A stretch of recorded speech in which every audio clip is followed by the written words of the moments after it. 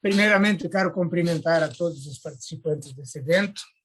Quero cumprimentar a comissão organizadora por ter escolhido um tema tão relevante para a avicultura brasileira e falar sobre o impacto econômico de um eventual evento dessa natureza. É uma tarefa árdua, difícil e preocupante. Porém, vamos tentar passar uma mensagem aqui. A ideia não é botar números que fechem todo o cenário. A ideia é a gente desenvolver um raciocínio que todos os participantes possam compreender e praticá-lo dentro de suas operações, dentro de suas empresas, porque esse é um dos pontos que faz muito sentido e é essencial que seja bem entendido. Então, é um exercício de predição, é baseado em cenários, nós não temos referência prévia de sustentação, dadas as particularidades do Brasil no mercado internacional. Não faz muito sentido a gente pegar a referência de qual é o impacto econômico havido em outros países em função da influenza aviária, porque eles não são copiar e colar para a situação brasileira. A situação brasileira é uma situação muito distinta, dada a proporção do mercado internacional que nós exercemos na atividade da avicultura. Então, resumindo as perdas que nós vamos ter num eventual foco de doença, influenza aviária, especialmente, nós temos aí, vamos ter perda com eliminação de aves, vai ter aves que vão adoecer, nós vamos ter que abater, nós vamos ter que fazer eliminar essas aves, vamos ter que eliminar aves na região de foco, nas regiões de abrangência. Nós vamos ter aves fora do peso desejado, e isso gera perda, nós vamos ter gastos adicionais com desinfecção e toda a operação de eliminação, nós vamos ter perda com estocagem, perda de qualidade da produção, perda de empregos, perda de renda dos produtores, perda de valor de mercado e outras perdas. Tudo isto tem um vínculo direto com o número de focos que eventualmente venhamos a ter, com a capacidade de erradicar que nós vamos ter, com os países que suspendem a compra de carne, com o impacto que nós vamos ter no volume de venda no mercado interno, em relação da parte emocional, do efeito da mídia, da adaptação da indústria para o novo mercado, quer dizer, não vai exportar, vai vender aonde, da nossa capacidade de estocagem e da nossa capacidade de fazer o ajuste de produção ao novo volume de mercado. Então, vê aí que tem todos os fatores em vermelho, tem uma correlação forte com as perdas. E praticamente todas essas coisas têm correlação forte, escapa muito pouco. Então, é complicado a gente colocar números, mas vamos desenvolver um raciocínio para poder entender isso. Então, a eliminação de aves é uma coisa dependente de velocidade. Nós precisamos ter velocidade na identificação de suspeitas, vamos ter que ter velocidade na comunicação das suspeitas, velocidade para definir o foco com clareza e velocidade de ação. Portanto, a velocidade é essencial para possibilitar a erradicação do foco.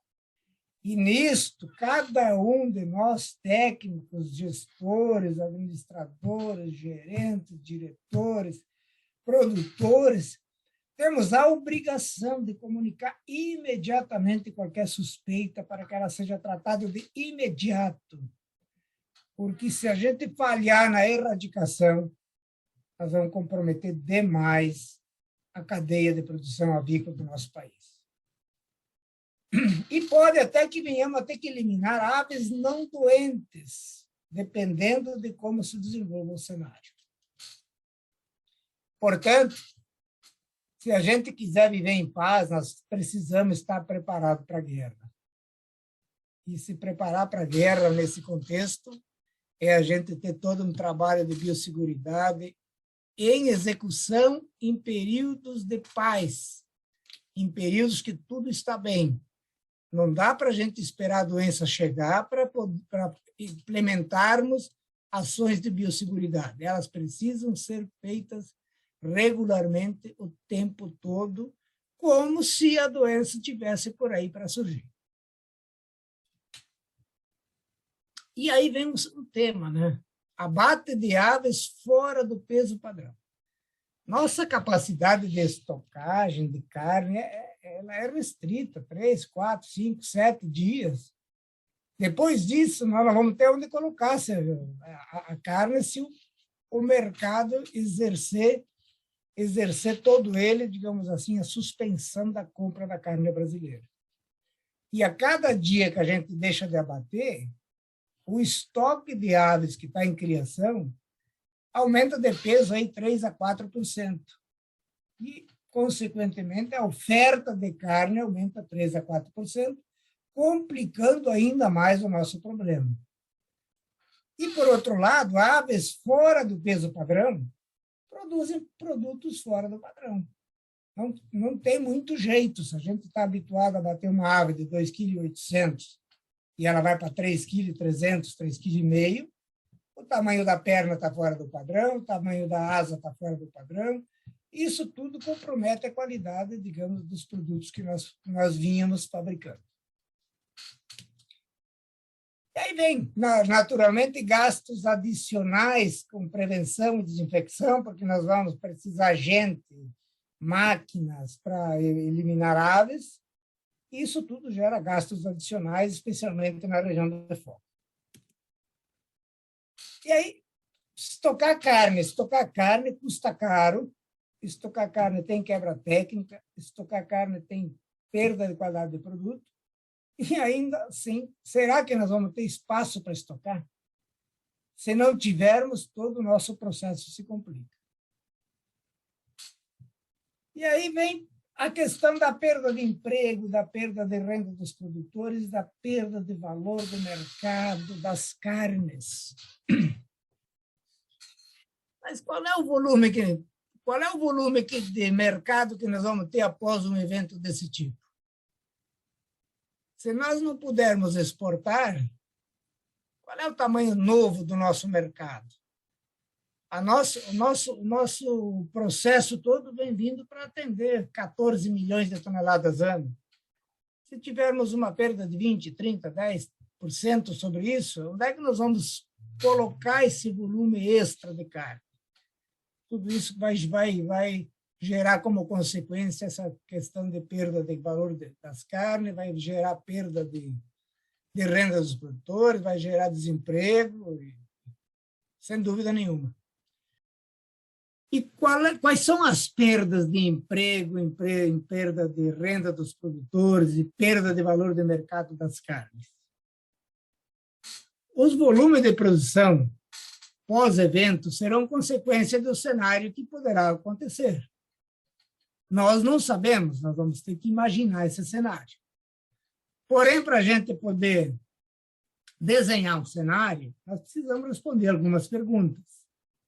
Como? Seremos capazes de erradicar a doença? O país importador vai suspender as compras de aves do Brasil? Por quanto tempo o país importador vai manter essa suspensão? E a venda de carne no mercado interno, com eventual impacto que venha a ser causado na mídia, vai se modificar, vai melhorar, vai piorar, vai diminuir? E aí nós não sabemos, mas nós podemos simular tudo isso. Então, por exemplo, para a China, nós exportamos em 2021 algo como 660, 700 mil toneladas de carne de aves. Isso representa 5% do consumo de aves naquele país. Para o Japão, 17%, para a Arábia Saudita, 24%, para os Emirados Árabes, 76%. Para a Europa, representamos somente 2%. Portanto, onde a gente tem maior impacto, maior volume percentual sobre o consumo, talvez seja seja mais fácil de sustentar o mercado. Países onde a gente representa pouco, como a Europa, provavelmente nós vamos ter dificuldade para manter o mercado naquele país. Se a gente pegar um cenário, vamos pegar o pior cenário possível, que todos os países venham a suspender a compra de carne do Brasil. Neste cenário, nós vamos ter que achar um novo destino proporcional a 4.500.000 toneladas de carne de aves por ano. Que, se deixar tudo no Brasil, cada brasileiro teria que consumir mais 21 quilos de carne de aves por ano. Não vai ser execuível. Outro cenário hipotético, por exemplo, se só o Oriente Médio manter a compra, ainda assim cada brasileiro teria que consumir mais 15 quilos. Se outros países ainda manterem a compra, como o Oriente Médio, China, México, isso é uma coisa não científica, é simplesmente uma simulação, ainda assim nós teríamos 7 quilos por habitante, coisas difíceis de serem sustentadas. E aí, quando começa a sobrar toda essa carne, junta-se que a indústria não tem aonde estocar, vai tentar pressionar para vender mais. Qual é o valor, qual é a perda de valor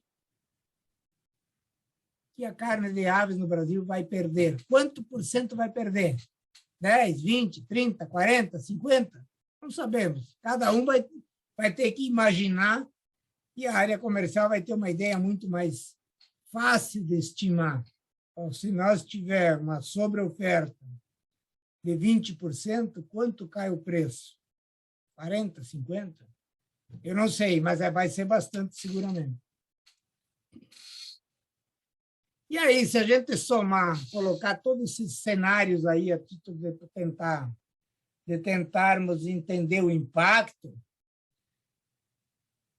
digamos assim, que num cenário que todos os países suspendam a compra e que o preço no mercado interno caia 50%, só no primeiro mês após doença, a indústria vai perder 6 bilhões de reais. Num cenário que um pouco mais ameno, digamos que o preço caia 40%, a indústria perde 4 a 5 bilhões no primeiro mês, não é por ano. E num cenário um pouco mais calmo, digamos assim, que caia 20%, ainda assim, no primeiro mês, a indústria vai perder mais de 2 bilhões de reais. Eu vejo que essa questão, valor de mercado da carne, vai ser talvez o maior problema a ser enfrentado pela nossa cadeia frente a um eventual caso de influenza aviária no nosso país. E aí a gente se pergunta assim, o que faria uma indústria que produz bens não perecíveis e que não opera com animais vivos? O que faria uma indústria metalmecânica? O que faz uma indústria metalmecânica quando perde 20%, 30% do seu mercado? Ela se ajusta a produção para o novo mercado. Não fica produzindo aquilo que não precisa. E esse talvez seja o maior desafio da nossa cadeia frente a um evento desta natureza, que seria ajustar a produção ao tamanho do novo mercado. Porque, se não ajustar, nós vamos perenizando aquelas perdas de 2, 4, 6 bilhões por mês. Coisa que não tem capacidade, a nossa indústria não tem capacidade de suportar uma coisa dessa natureza. Agora, vamos imaginar assim, se a gente diz assim, bom, deu um problema, perdemos 1/3 do mercado,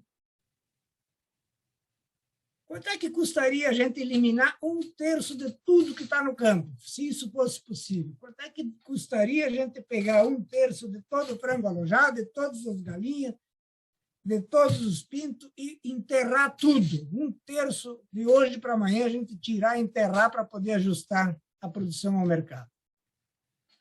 Isso custa mais ou menos 2 bilhões. É bem menos do que um cenário razoável de impacto que nós venhamos a ter. Então, essa questão,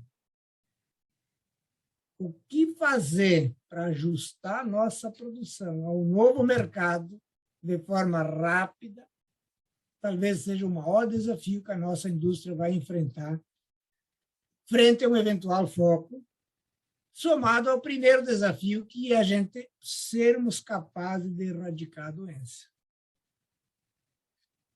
Então, se nós pudermos erradicar a doença, se um dia acontecer, e os dirigentes do processo produtivo, os gestores, tiverem a velocidade de ajustar a produção ao mercado que se imagina que vai ter na sequência, vamos poder minimizar um pouco as perdas. Esse talvez seja o grande desafio que a indústria vai precisar discutir dentro de cada uma de acordo com seu entendimento, o que vai fazer na sequência se acontecer um caso desse tipo aí. É provável que a gente tenha que parar alojamento, que a gente tenha que eliminar aves que estão em processo de cria, mesmo sem ter problemas, porque este é o jeito mais, digamos assim, mais fácil da gente poder minimizar o estrago que esse tipo de coisa poderia causar no nosso negócio. Era essas mensagens que eu queria deixar. Deixamos aberto aí para as perguntas que possam vir. E muito obrigado a todos.